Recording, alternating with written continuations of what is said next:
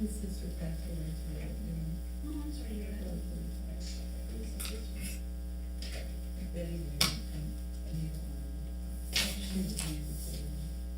But she was struck 3 weeks ago.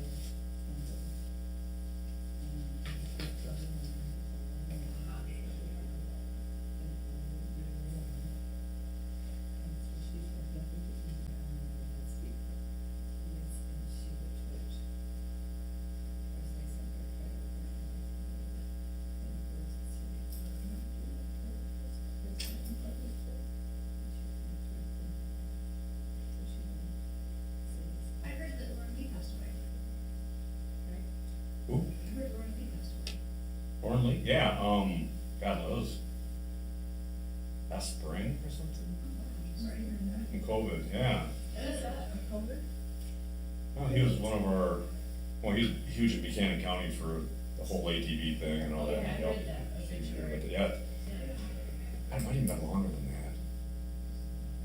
It's been quite a while ago, Yeah, yeah. I sure did. He wasn't that old. No, I was very shocked to hear it. I was too. I knew, somebody said he was sick, and the next thing I know, one of those that got hit hard. My niece's ex-husband just passed away at 47. He got hospitalized Monday. Thursday he was intubated, Friday he died. He had multiple heart attacks. Old. 47. Mm-hmm.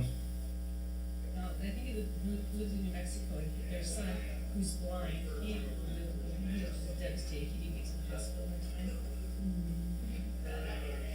Yeah, he said he had other things not in his favor going into it, or, No, I don't. no. His dad's still in the hospital with COVID.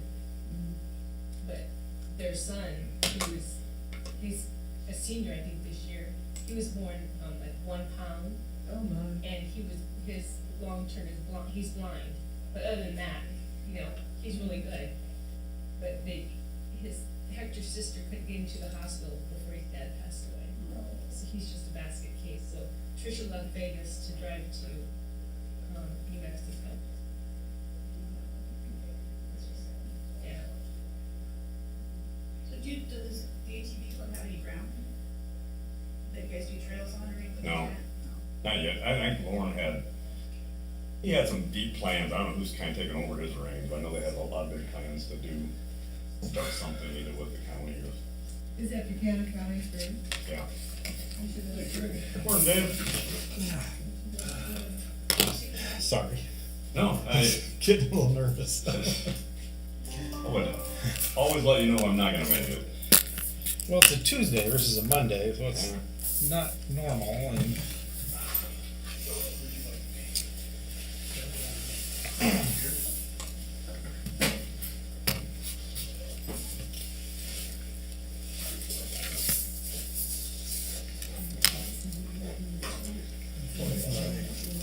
jinx it. Since you put here, let me. yeah, since you put your touch on I it. know Todd's gone, right? Todd's gone. Denny is calling in, and I just talked to Curtis, and he's right there. We're blaming me, I needed a Tuesday night versus a Monday night. No, it's fine, I got, Blame me. I got my cricket duty tonight at 11, so I'm just about ready to kick it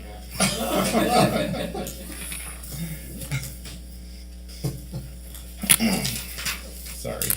No, you're fine, I knew it was on, I knew it was there. It's good. Share for the ATV, your ATV event or whatever, share it out. I guess, I mean, we don't necessarily have to. So you got the late night shift, huh? Yeah, 11 to 3 a.m. Yeah, we usually, I need to Yep. see who Lauren is working with. I know, At least it's not I right. know a lot of other counties No are kidding, that's a trying to plus, promote that, and you know, so temperature's not. it's good for a lot of the businesses. And February round will be very fun. I haven't heard too much since Lauren February. was always kind of the key guy. Still gonna be going on? I don't know. I think everybody's gonna be struggling with reorganization. Yeah, we're hoping the best, right? Well.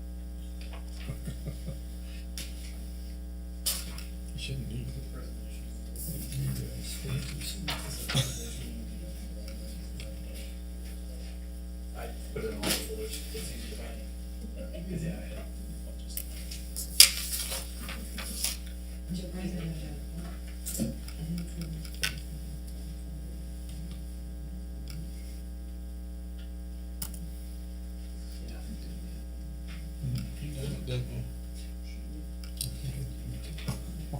Yeah, on this side as well. Print out these last two Okay, that you sent. perfect, and I think those are the two that I have, so you made them bigger, which is awesome. Yeah, It's more than that. I'm old. It's a whole lot of information. And I did not find that they were emailed on the 14th. I don't want to throw that in your face. But That's interesting, because I have them leaving in my inbox, so I will, thank you. yeah, I don't know where they went, Yeah, but good to know. the others made it. Because in the very last email of the first ones that you were sending, you said you were going to work on a couple more. A couple more, right? And you'd send them. Yeah. And I never got them. Well, I'm glad that the mayor asked. And then he asked, and then, Thank you. yeah, then they came through. I'm glad that you asked, because I was like, well, I think I saw them. Yeah. And I looked back in my inbox and they weren't there. You know, I check my spam all the time and there was no reason they would go there because I got other stuff from Right, it. exactly. And then I asked, Chris also, and he's like, no, he looked, didn't see him on the 14th. So I don't know where they went. They went to the cloud and never came back. Yeah. Well, you know, sometimes our emails too, we're sending so many documents, sometimes I feel like No. all of a sudden it's like, oh, there was a blip, and I'm like, oh, well, a blip is something to find out. You know, nobody thinks a blip is a big deal, I think one is a big deal. When IT says that. Did I send 20 or 50? Yeah. Yeah, so I printed them on level like 17. I like it. I'm gonna get my magnifying glass out. That's Glean? Are you there? Danny? Danny? Say something. He doesn't want to talk.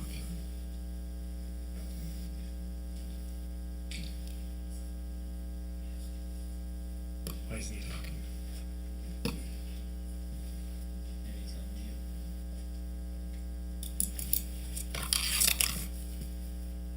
Danny?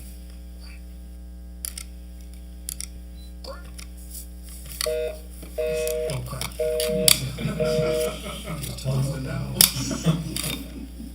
Danny! Dang it. All I did was hit speaker.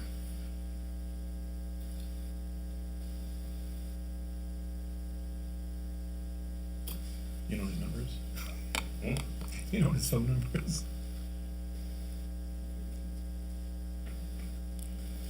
I think it's his fault. He's in a dead spot.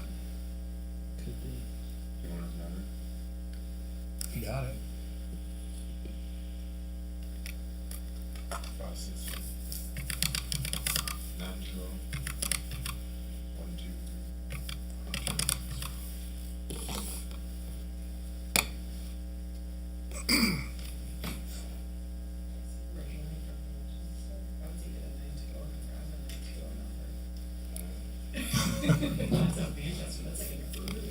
Denny? Denny? Hello? You said hello. He's gotta be. He's driving? Yeah. He said hello. Now he's gone. Denny?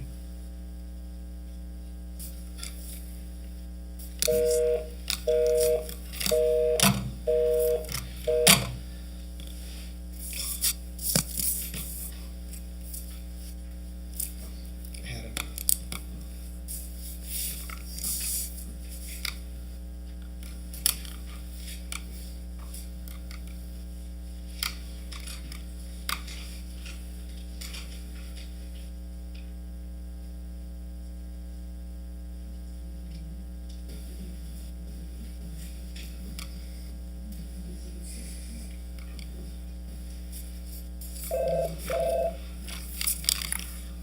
Hello? Yes.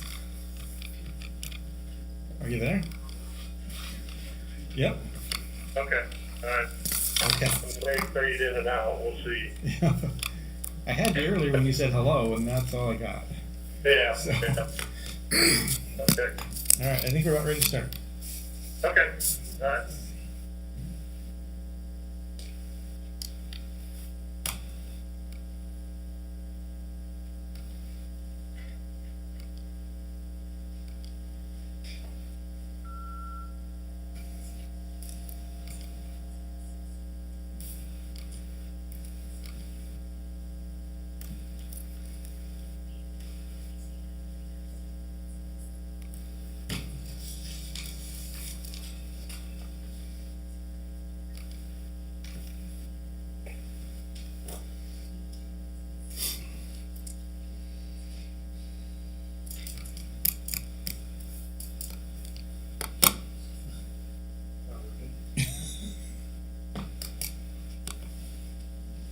We need the IT guy.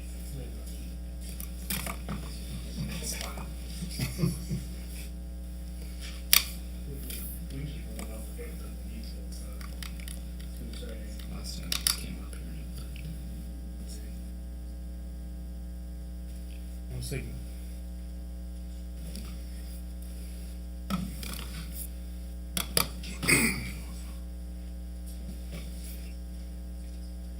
Sit here.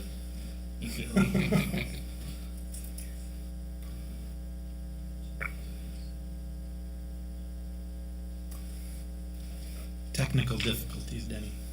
Okay. That's fine. You got the expert there now, he'll get it done. That looks good.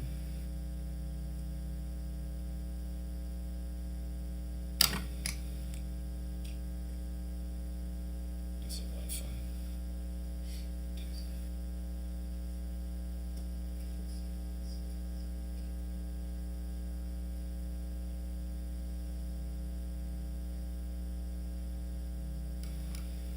No signal.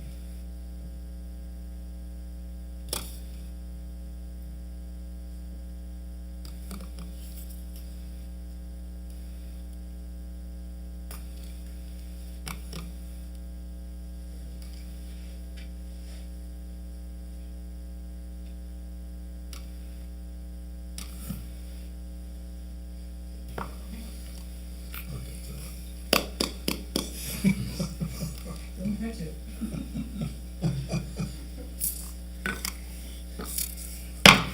Call this meeting to order at 7:05. Please stand for the Pledge of Allegiance. I pledge allegiance to the flag of the United States of America and to the republic for which it stands, one nation, under God, indivisible, with liberty and justice for all.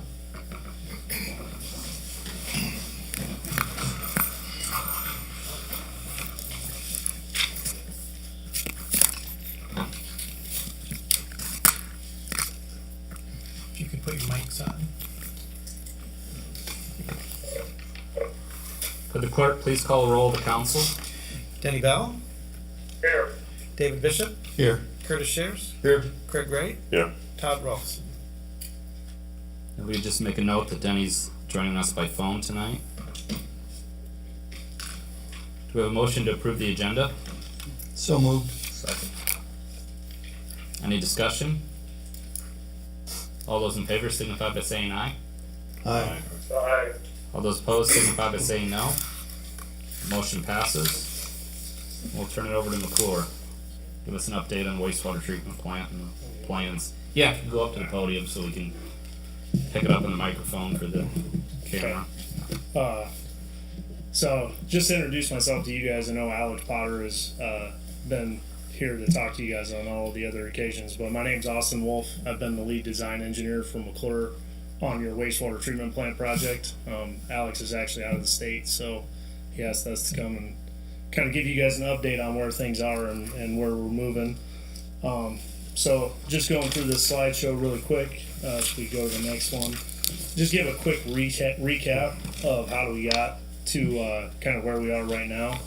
We looked into several alternatives during the facility plan phase in the selection of going to the sequencing batch reactor system that we're going to use. Here's a list of the alternatives. Other alternatives that we looked at were down here, which were enhanced lagoon treatments, being as you already have an aerated lagoon system. And we were found for several reasons that that was not probably the best direction to go. Go ahead and go to the next slide. This was the comparison matrix that was used to come to the final conclusion to go with the sequencing batch reactor, which we moved forward designing. All of these items were taken into account, not just cost, but operating costs and reliability of the system and adaptability as we moved forward. And everything was given a score. And as you can see across the bottom, the SBR came out on top with that. So moving on to the next one, we just go into the pros and cons that were discussed on the SBR system, which is really where we get into it. Looking into the pros, with the SBR system that we went with, there's a lot of flexibility in the control of that system for dealing with heavier loads and slug loads of that and things of that nature. But also we had the opportunity to reuse the aerated lagoon space that you have. So actually use that for dealing with stormwater flows. We were able to downsize the system and actually save cost in the actual concrete tankage necessary for the SBR.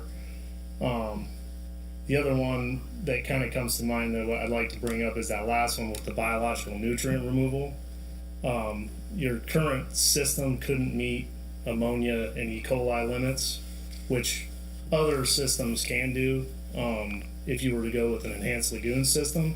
But being that your city produces more than 1 million gallons of wastewater a day on an average wet flow, that puts you into what the DNR calls their nutrient reduction strategy, which means coming sooner rather than later, actually, even into this year, we would have had to go through a process of doing a nutrient reduction strategy report where we would have had to look at how your system could actually remove total nitrogen and total phosphorus.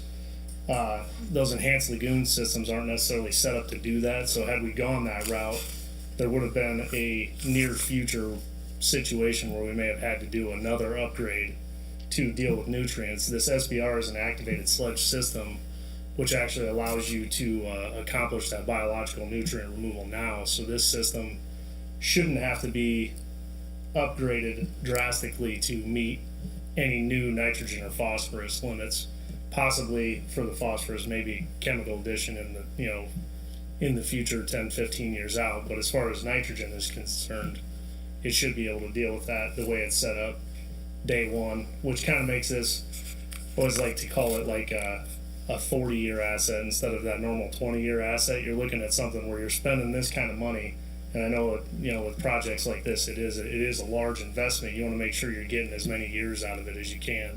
So choosing a system like this, as opposed to maybe some of the other ones that were slightly lower in capital costs, this one actually sets you up for a longer period. I guess that was part of the reason that we would go the direction that we went. So with that, we'll move on and just kind of explain what we're doing a little bit. This is a layout of the site. As you can see here, down in the cell of the lagoons that was never really put into service, we're actually going to grade that cell out and flatten everything and build the new plant there on the south end. So all the water comes in the northeast corner of the site. We're going to direct that down to this location on the south side here, and that's where, if you go to the next slide, in the top right corner here, there's a structure that will actually separate flows. Anything that comes in that's above 1.25 million gallons a day, so during those stormwater events, that structure will send flow above the 1.25 million gallons to the EQ basins to be brought back later to be treated when you're not under a storm flow condition. That 1.2 million will go to the next building, which is this wastewater treatment plant building here. In this corner is where your screening equipment is. What that screen does is it separates large solids that are, it's a 1/4-inch bar screen, so large solids, rags or flushable wipes or things that shouldn't be in there, basically garbage, would get caught there, pressed, washed, and thrown into a dumpster to be taken to the landfill. That screened water goes out, heads west, and goes into a splitter box to go into the SBR, where that activated sludge biological treatment process will happen, which will remove all of your pollutants and do your biological nitrogen and phosphorus removal that it can. And then eventually it's discharged down on the south end here and goes through UV disinfection, which will take care of the E. coli that you guys have a limit for now, and that'll disinfect it, which kills all the bacteria, and then it would be discharged to the stream after that. So the next slide is just a floor plan of that wastewater treatment plant building to give you an idea of how things are laid out. North is actually towards me, so water in that screening room would come in here, your screen sits here, and it actually comes out over here. But also in that building, we have an office/lab space for running operational tests for so your operator would be able to run any tests there that they're using for operation, looking at settleability, and some other things that they're going to have to do to optimize the process to make sure it's running right. Next room over is where all the electrical components would be, and then on the far end away from me is where your blowers would be, which is where the air is compressed to blow into the system because it is an aerobic treatment process. So you have 3 blowers there to supply the air to the system. Next slide is the SBR itself. Just a quick walkthrough of that.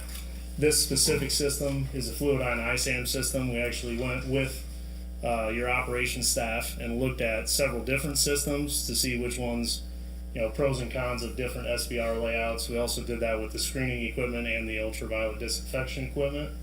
But this system is nice in the fact that it has this first stage anaerobic process, so the water flows through here, goes through an anaerobic process, and then this is an equalization tank where water fills up. It would hit a float switch to start the batch reaction, and then that water is pumped through here through this jet header where air is also added, and that's where the air and water are mixed together to help facilitate the bacterial growth that actually treats the water. That's as in-depth as I'll go unless you guys want me to more than that. Next slide is just the layout of the UV. So again, north being towards me, the water's in that sequencing batch reactor here. It's released, comes through here, and would drop into this channel where these UV bulbs are located. And that is those are just banks of bulbs that produce ultraviolet light. The water flows through, and any bacteria is basically taken care of by the ultraviolet light, destroying their cells. Flows around the corner, comes through this flume to get measured on the way out, and then there would also be a sampler in there to take your effluent samples, and then it's out and it's clean. So next slide, looking at the next steps, kind of where we are in the process. We are in the process of finalizing plans and specifications right now. We're at about 95%. Hopefully get a couple of things that we're waiting on, and we should be able to finalize those here this week. And then the notice of letting public hearing, we would have the bid letting, and then the approvals of all of that. Take consider bids and award. We actually have it laid out with dates on the next slide. If we go to that one. So final plans and specs are actually ready to go, and we do plan on getting those out on November 2nd next week, which would be after your meeting on the 1st. So on the 1st, you guys will actually set the dates for the bid letting and public hearing as part of that. So that'll all be set. We plan on this schedule that we're on right now, we'll bid on December 14th and hold the public hearing on the 20th. Consider the bids at that time, and hopefully, if everything goes well, award the contract to get the project completed by December of 2023, which would meet the compliance schedule that DNR laid out in the NPDES permit that you guys have. So right now we are on track for that. We have plans and specs, like I said, at 95% range right now. Working away at them. Corey's probably still sitting in the office working on them right now as we speak. So yeah, just a quick update for you guys, and more just to be here for any questions that you have on where we are in the process, or anything else you want to know, or questions about it. Can I ask a question? This schedule that I got from Alex, I'm assuming, it says the public hearing is on December 6th. Yes, we have updated that schedule based on a conversation with Allers and Cooney. They wanted to move the public hearing to the same day as the to the 20th with everything else, Which is typical. which is Okay. yes, it is Which is typical. typical in this type of a situation, so typically on like a bond issue, you have your public hearing before Right. you sell the bond. But on these, typically you have the public hearing, approving the plans, the specs, all that good stuff, the contract, everything on the same day, so. So it will all happen on the 20th, which all that does is adjust when you need to publish your public Right. hearing notice. Right. Um, Because I have the resolution already from Allers and Cooney. the resolution that Allers provided will say the 20th because Gosh, I thought it said the 6th. It's at my desk. okay, Yeah. well, So- maybe we should.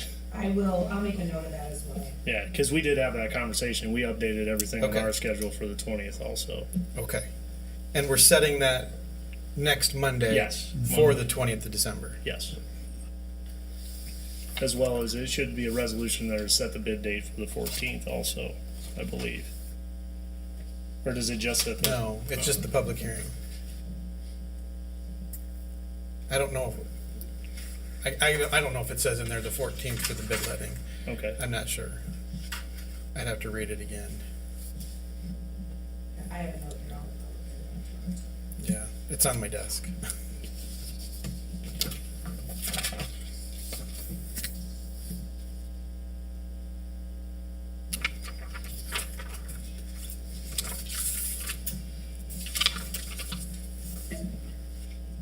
Any other questions from the council?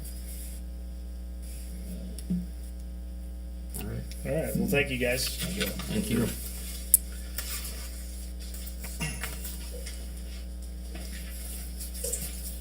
Then we have Maggie Berger from Spear Financial. She's gonna kind of go over financing for the project.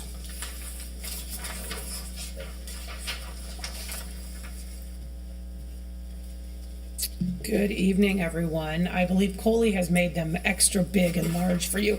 My colorful sheets, which is fantastic. So I'm Maggie with Spear Financial. They explain the project. I'm going to try to explain and answer any questions that you have about the financing that goes along with this project. So what we are looking at using and have planned to use is the State Revolving Fund Loan Program, the SRF program. We are looking at using a revenue-based bond for this, meaning a revenue-based loan. That means that it will not count against your debt capacity. The biggest takeaway there is that allows you to continue to look at projects that would be funded with general obligation bonds, whether those are projects for infrastructure or roads or bridges or anything like that in the future. This will not affect your debt capacity the way that we are presenting it this evening.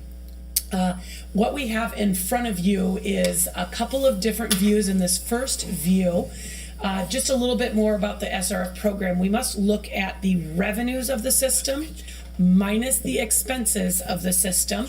That leads us to net income, and then that net income is what is allowable to be used. Our biggest thing right here is this orange line that says debt service coverage. That line must be 1.10 times, meaning that the net income must be 10% higher than the debt payment. And so what we're showing here is, again, that's a requirement of the SRF program. And that's because revenues could fall short in 1 year. Maybe not everybody flushes their toilet the same in 1 year, and that happens. And so we have to make sure that there's a cushion, and that is the 10% coverage cushion that we're talking about. So we've got a couple of different examples for you this evening. The other thing to point out is that you've been raising your rates and are set to raise your rates. They're across the top in percentages. In 21, you raised them 9%, 22, you raised them 9%, and I believe your ordinance says in 23, fiscal year 23, they will go up another 9%.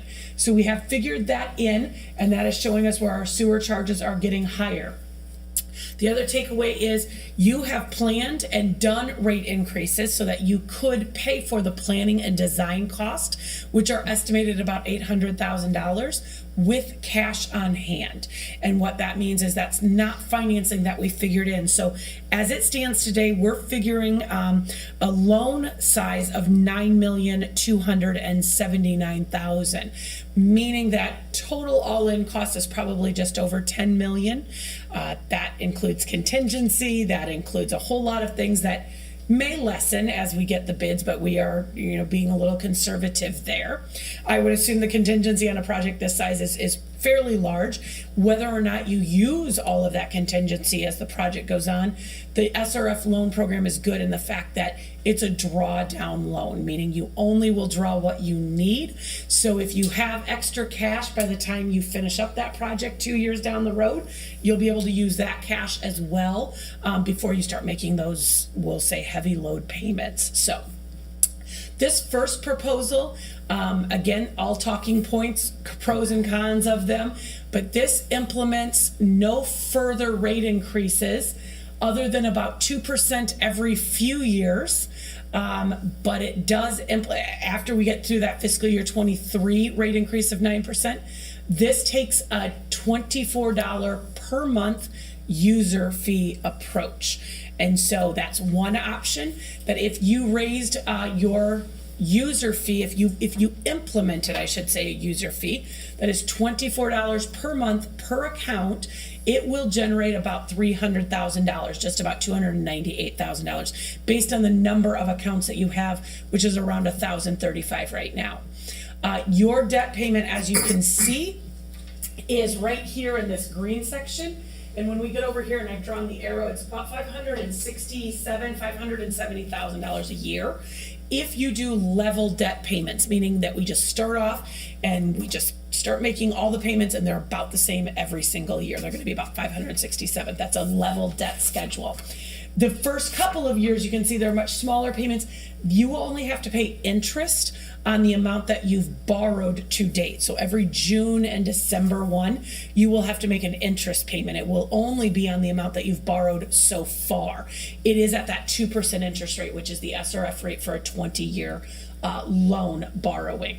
I should mention, if you want to go 30 years, we do have to get approval by the DNR for the useful life of the project, that the majority of the project or the capital expense will meet 30 years, but the interest rate also goes up. And I can tell you on a project this size, the interest rate going to 3% versus 2% does not get you the type of annual savings that most cities are looking for, just because it's such a large amount. If you're, dealing in the $1 to $2 million range, it may be a better option. But when we start talking in the $9 to $10 million range, it becomes very difficult because that payment just does not go down a whole lot when you extend it out 10 more years and you bring on that higher interest rate. So this option would implement that user fee. You would set it in your ordinance. It would not be subject to annual usage increases. It would just be $24 per month. It brings in about $300,000. Already you're bringing in approximately $257,000 in net income there in the purple section. So altogether, what that does is that gives you that $567,000 or the coverage that you're needing to meet the 110 coverage there below. I will tell you the SRF never before has checked the coverage 5 years down like their program says. They've hired a new gentleman, Tony. We like Tony, but Tony's checking the coverage on everybody. I got requests for 8 of my clients who did issuances in 15 and 16, and he is double checking. So we are rerunning all these types of numbers for those cities, and 2 out of the 8 are not meeting coverage and have to increase their rates immediately to be in compliance with the SRF program. So it is important that we're constantly, kind of checking and making sure that you've done that. So that is one option, is to raise that by $24 per month. The other option that we talked about exploring, and this was brought up I think by the mayor and Coley as what's another option that we can do? Well, the SRF says you can, if you would like, you can do a rate implementation over a set number of years to get you up to where you need to be. We can manipulate the debt service schedule, if that's an okay word to use. We can manipulate that debt service schedule so that you are not having just a level debt $567,000 payment right away. So this implements that first year here in 2023. You already have a 9% in your ordinance. This would take it 9% for a few more years. So as you can see that in the green line, we've built the payment where we go from like 359 to 409 to 464, 527, and again, this goes on, and you have 9% all the way through fiscal year 28. And then at that point in time, you would implement a couple of maybe 2% interest rate increases. And again, that's where we get into now a higher payment. Instead of the $567, we are looking at a $608,000 payment because it took you time to raise the rates. So you pushed principal towards the back of the loan. And by pushing principal towards the back of the loan, you've accrued more interest on it. So now that remaining payment is not 567 in that level schedule. It's more along the lines of 608 and 609. Still, we're meeting the 110 coverage. And I should point out that when you meet the 110 coverage, there's always this little extra after every year. That extra is building a cash balance for you. That cash balance can be used over time. You know, you're building $50,000 to $70,000 a year in cash balance. You're adding to your fund balance. Those can be for small projects. Those can be for, projects that maybe are $400,000 and $500,000 and you wait 3 or 4 years and have to do that size of a project. It also can be that after 10 years of the SRF program, you can pay down on your SRF loan. We can do it before 10 years with permission from the SRF, but at the 10-year mark, if you have cash ahead, that's a time then you could refinance if interest rates were lower, or you could pay down on that, and at that time maybe you have $1 million and you're going to pay it down. That will just accrue less interest over the life, and you will likely get that debt paid off sooner than the 20 years if that is your intention. So those are a couple of options that we brought to you this evening. We do, I should point out here also, we do implement a 2% increase in your annual expenses. Most cities, I will say this, most clerks will say, yep, 2% is a good number. Most councils will say, oh, I don't think it goes up by 2%, but you have to remember this. Your expenses include wages. Did you increase wages? Do chemical costs go up? Did you have to have a new operator or training? Just normal things. Did you purchase new vehicles? Stuff like that for public works. And so all of those things figured in. So we just build a 2%. If you strongly feel that it's only 1% or 0.5%, we can adjust that, which will adjust our coverage. But we typically use a 2% on most revenue debt, whether it's water or sewer, when we're talking about expenses going up on an annual basis. What questions does everybody have? I know it's not like a cheery, rosy picture for anyone. I would say this, on both scenarios, we've got a 2-year build here. We aren't going to know that you borrowed $9,279,000, as my example states, till we get close to that December of 23 mark. But you do need to implement some sort of a rate increase now, in good faith, that you understand that rates are going to have to go up. We are going to have to choose when we have the final bid and we submit the pro forma and we submit the construction application for the loan. When we submit that, we are going to have to tell the Iowa Finance Authority whether you're going to implement a level debt service schedule, which means a flat fee, or you're going to implement some sort of rate increase over usage, and we build it like 9%, 9%, 9%. What I can say is on both of them, there is an opportunity that if you do not borrow $9,279,000, if by December You've only borrowed, of 23, you've only borrowed 9 million or 8 million, 500,000 because you've used some additional cash. The project, maybe you didn't use all the contingency, something came in a little bit lower, things like that. That may help you implement knocking off this last 4% or the last 13%, because maybe you can knock off the 2028 increase. Maybe you can take the debt fee from $24 down to $23 or $22. That all can come down the road, but we do have to submit the application to prove that you understand in the preliminary figure based on the bid for construction and all these other factors that you are going to raise rates. You're gonna implement some kind of an ordinance change at this point in time and work from there with that. So I think, we can continue to have the conversation. We're gonna rerun these for you once we have the December 14th, numbers. And hopefully, I have it on my calendar that you're bid letting on December 14th, because it's my goal to whip numbers off for you hopefully the next day, so that they're at your December 20th meeting as you're discussing it. We have some time. We don't have to submit the construction application like the 21st of December, but we can't get you public hearings and get you the loan financing until we submit that application. And so even if it takes us a month, I would assume, gentlemen, they're not gonna just be out, they're probably not, the city's not gonna have a bill from the contractor for likely a month to 60 days possibly after you award the contract. So I hate to say everything did go and you award on the 20th. It usually takes a month before all of the contracts are even signed, let alone for them to be on site, and then they're gonna work for a month after that before you ever see a pay estimate. Right. Plus, we'd be talking late January by then, how much work are they actually gonna go out and do with that time, so. Right. I mean, Yeah. you have time for. Yeah. getting that. So we have plenty of time to have the discussion, but I really wanted to set that discussion up this evening, so just kind of you could see where you're at with $9.2 million. I can say I have probably 50-50 on clients who say we're gonna just implement a debt fee versus we're gonna use usage. That's completely up to you. That's a political decision that you get to make.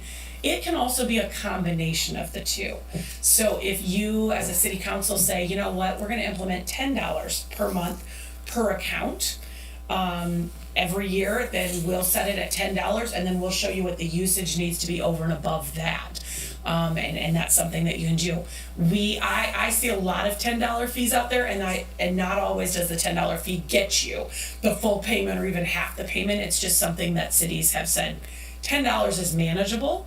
I remind everybody, this is, something, we talked about compliance with the DNR. This is not something you just volunteered to do. And so, setting a debt fee sometimes is in recognition that this is something that, we were forced to do or something that we had to comply to. And we're trying to lock in what your rate increase is based on just that project. If we can utilize that flat fee, maybe that locks it in for you as a user. But I know the argument on the other side is, we have a single older lady who lives by herself and on a fixed income, and maybe $24 is not what she would get over, an 8 or a 9 year increase, 7 or 8 year increase.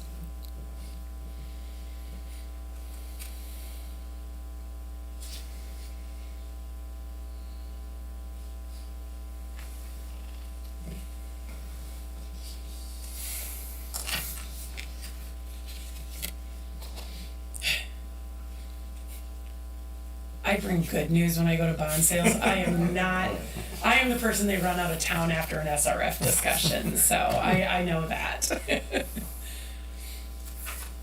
I can't imagine too many times be happy about $24 one year. Looking at these two examples, I like the stepped up a lot better. Absolutely.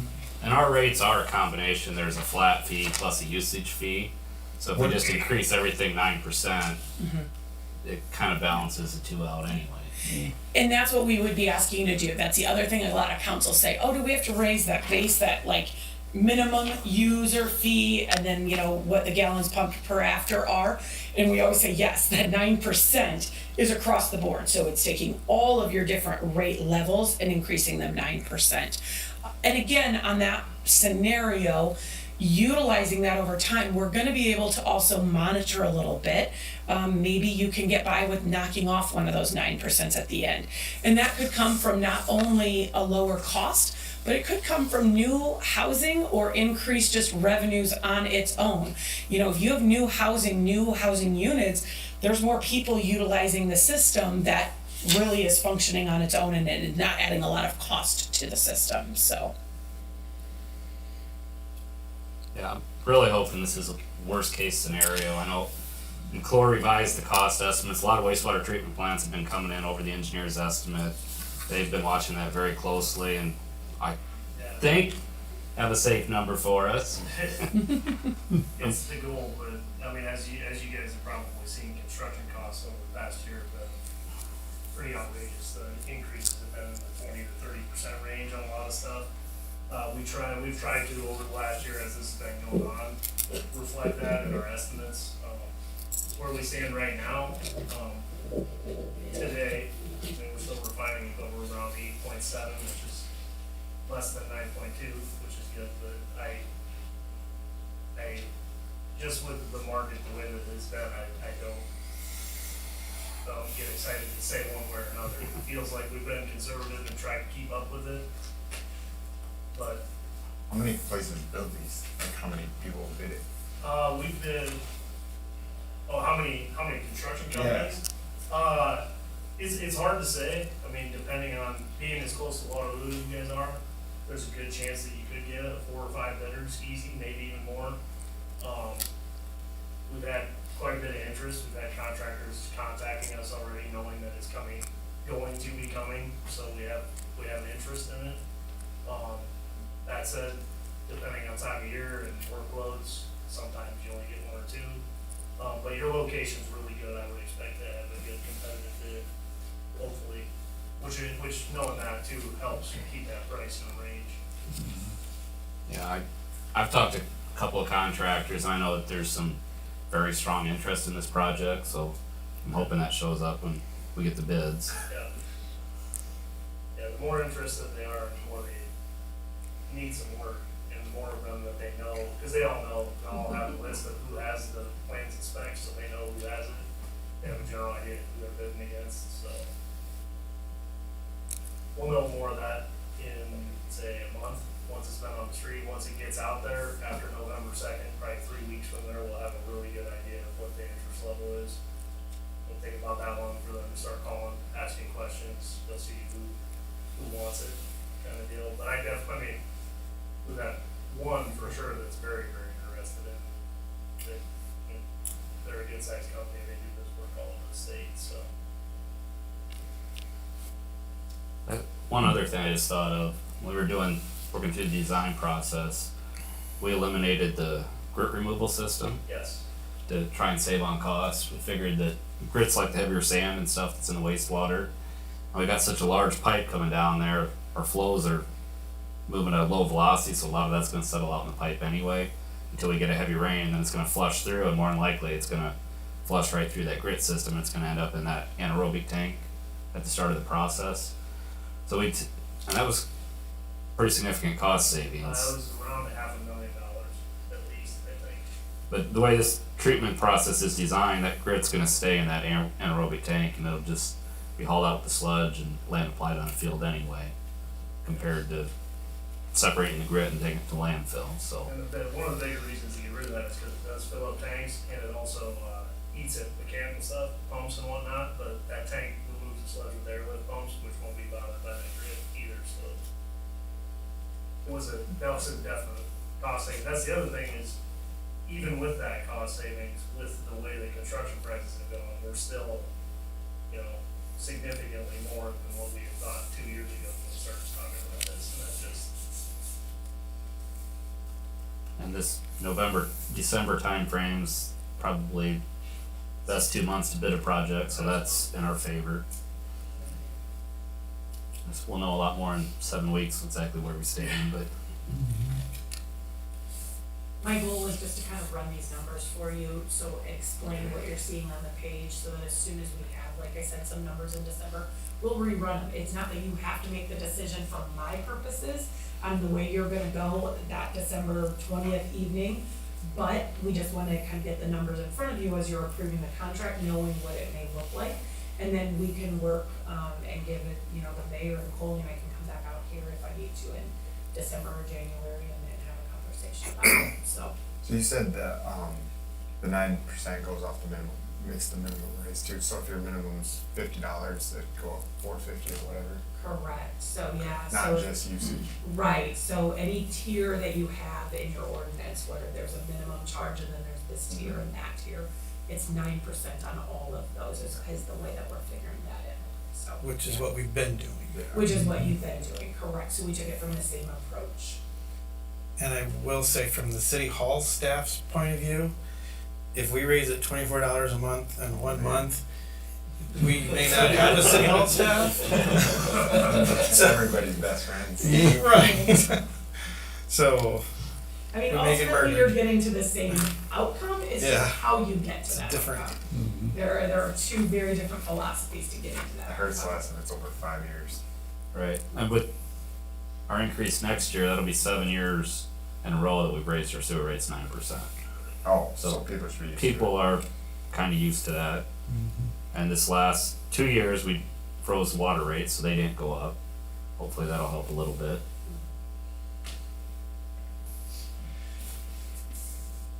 And we actually, unless it's changed since I left, don't get a lot of calls July 1st when the bills have gone up.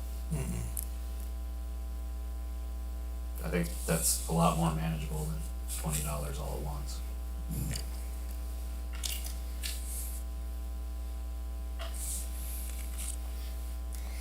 It'd be nice for filling my pool, but.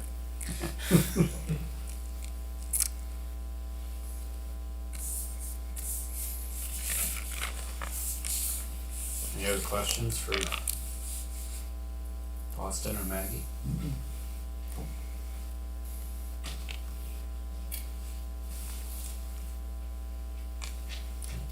Thank you for coming. Thanks. We'll all keep in touch and we share numbers and.